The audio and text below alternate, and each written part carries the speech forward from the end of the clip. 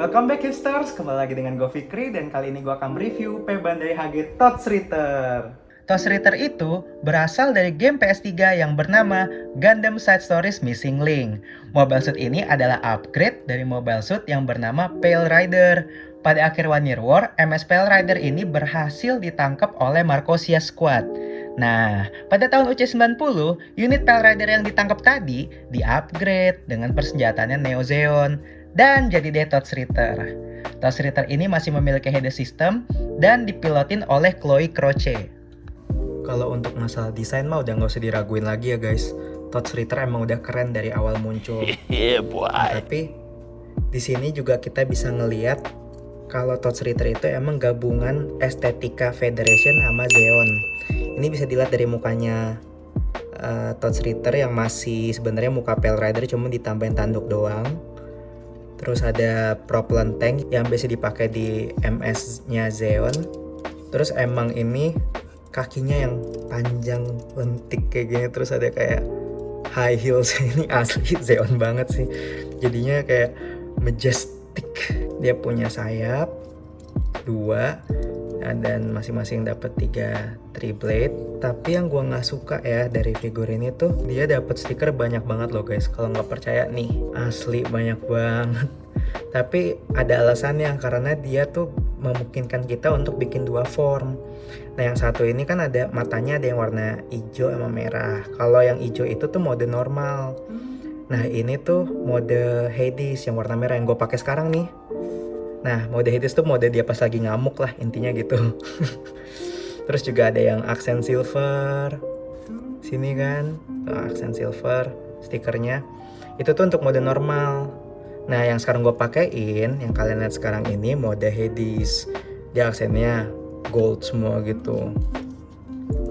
Tapi untuk ngomongin desain sendiri emang selain keren, ini juga lumayan pinter guys. Dan ini dia punya weapon storage masing-masing 1 di tangannya. Dan juga ada di backpack. Ini beam saber lagi. Nah sekarang gue bandingin sama Gundam Beyond Global nih guys. Kelihatan banget ya bedanya ya. Si Touch Ritter jauh lebih tinggi sih. Ada kayaknya 3-4 cm kurang lebih beda tingginya. Dan ini sama si Nanju, yang satu biru satu merah, tingginya sama-sama 15 cm dan dua-duanya dibikin glow up sama Neo Zeon. Dan kali ini kita bandingin sama robot Damacy Xi Gundam. Ya kalau misalnya lu lihat banner ada Xi Gundam, soalnya si Gundam itu Gundam favorit gua. Dan kalau di sini kelihatan banget si Gundam masih lebih tinggi ya dibandingkan Touch Ritter, walaupun nggak terlalu beda jauh lah. Nah sekarang mari kita tes aja artikulasinya. Kepalanya bisa muter 360 derajat. Terus bisa nekuk ke bawah segini, nekuk ke atas segini. Tangannya bisa direntangin, tapi kebatas sama armornya di sini, bisa dinaikin dikit. Nah bisa spread ngerentangin sampai segini. Terus dia punya shoulder bisa kebuka juga nih. Jadi untuk ekstra manipulator. Terus dia punya tangan, joinnya tuh double jointed, bisa nekuk sampai sebanyak ini. Lumayan impresif ya guys. Terus pergelangannya bisa muter 360 derajat soalnya ball joint. Nah sekarang untuk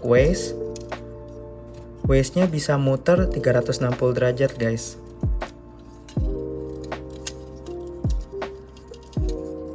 Side skirtnya bisa kebuka kanan kiri, side skirt depan juga bisa kebuka, dan yang paling keren side skirt belakangnya juga bisa kebuka. Nice. Ini jarang loh, nggak semua Gundam punya kayak gini. Nah jadi karena ini bisa kebuka semua tuh bisa pose macam-macam, bisa ke depan segini kakinya, ke belakang segini,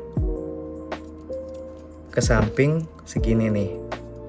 Artikulasi lumayan mantap sih di sini. Jadi wide range of motion lah. Nah terus untuk kakinya dia single jointed, nggak double jointed kayak tangannya. Maksimal cuma sampai segini. Terus ada rotasi 360 derajat di kakinya, di betis ya, atau paha sih tuh. Gue suka ketuker-tuker betis sama paha. Nah di front armornya bisa di kayak giniin. biar kakinya tuh bisa maju ke depan, walaupun gue gak ngerti purpose-nya apa. Dan juga ada ankle pivot walaupun sedikit, jadi bisa dimacem-macemin. Dan sekarang untuk bagian sayapnya bisa naik turun ke atas. Ini dinaikin dulu nih biar gampang gerakinnya. Naik ke atas bawah. Terus bisa ada rotasi juga, ada di sini bisa muter. Bisa extend juga, ngerentang gitu kayak gini. Cuma nih bagian paling ringkih nih gampang copot banget terutama join yang di sini. Nah, bisa di pose default kayak gini atau direntangin kalau misal mau keluar three blade-nya. Terus ada artikulasi juga di beam saber holdernya. Ini beam saber yang gede ya guys. Terus untuk di propellant tank dia juga ada ball joint. Nah, ini aksesoris yang didapat dari HGUC Touchritter nih guys. Kan tadi gue sempat bilang tuh kalau Touchritter sebenarnya upgrade Pale Rider yang di glow up sama Neo Zeon. Nah, senjata-senjatanya itu dari robot-robot Neo Zeon loh guys. Gak percaya, langsung aja kita tes satu-satu. Nih, shieldnya tuh dari robot Neo Zeon yang namanya Bau. Beam rifle-nya ini dari MS Gazone. Terus dia punya funnel 3 blade. Yang ini nih, dia masing-masing sayapnya dapat 3 ya. Tuh kanan kiri. Total 6 itu dari MS-nya Drysen. Dapat 4 beam saber ya. Warna kuning semua. 2 yang panjang, 2 yang standar. Sama terakhir dia dapat 2 bandy wire. Nah, salah satu gimmick yang keren dari Touchritter itu adalah pundaknya. Kenapa pundaknya? Soalnya pundaknya itu kalau kita tarik kayak gini nih guys, bisa jadi tangan tambahan. Nah, gunanya apa sih tangan tambahan ini? Langsung aja gue pasangin ya.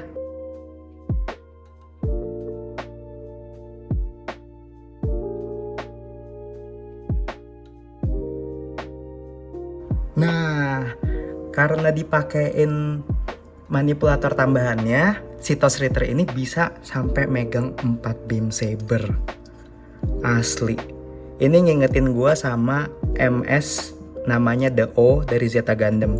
Dia tuh juga bisa megang 4 saber sekaligus. Asli, udah lama banget nggak ada MS yang kayak gini.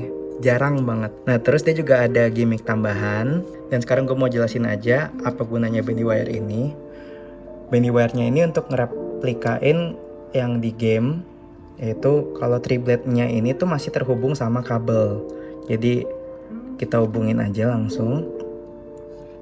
Nah, jadi abis setelah three blade-nya ini udah ke deploy, kalau misalnya jauh-jauh langsung ketarik sama kabelnya ke dalam. Nah, itu kalau di gamenya.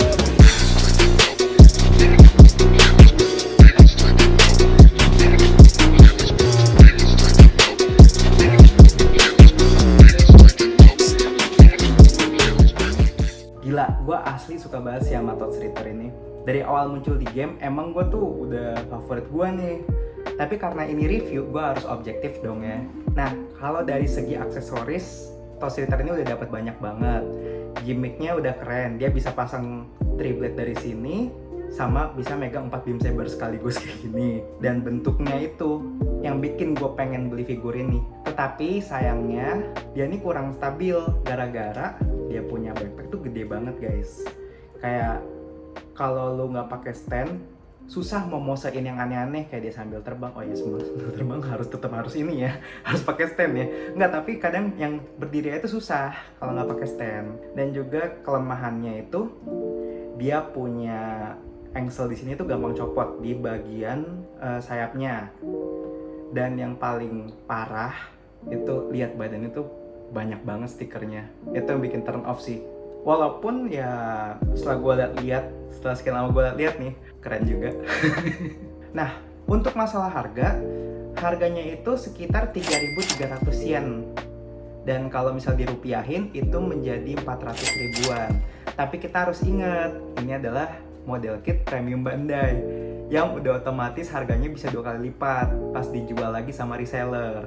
Terakhir gue beli itu sekitar 750 ribuan di Tokped. Gue iseng lagi nih ngecek, harganya udah nambah lagi 800 ribu. Tapi menurut kalian worth it nggak untuk beli HG seharga 750 ribu? atau mungkin ada figur atau mokit yang lebih worth it, langsung aja komen di bawah nih. Udah segitu aja dari gue. Jangan lupa like, comment, dan subscribe. See you on the next video, hipsters!